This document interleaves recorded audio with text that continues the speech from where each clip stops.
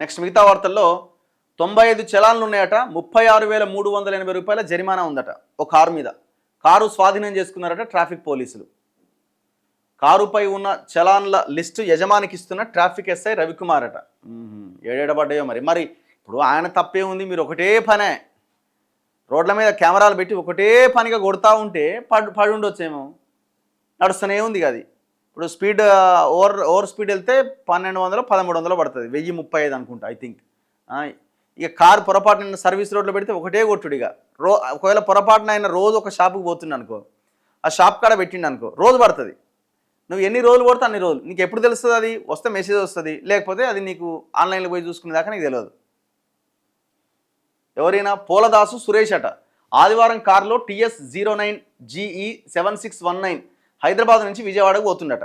LB Nagar వద్ద traffic పోలీసులు అతన్ని చాకచక్యంగా పట్టుకున్నారట. ఆ కారు పైన 2024 ఫిబ్రవరి నుంచి మొన్ననే కదా ఇప్పటి వరకు 95 పెండింగ్ చలాన్లు ఉన్నాయట. వాటిపైన మొత్తం జరిమానా 36,380 రూపాయలు ఉందట. దీంతో పోలీసులు కారును స్వాధీనం చేసుకున్నారు. మంగళవారంలోగా మొత్తం జరిమానా చెల్లించి సదరు కారు తీసుకెళ్లాలని కారు యజమానికి పోలీసులు సూచించారట. అట్లా పోలీసులు కారు తీసుకుపోవచ్చా?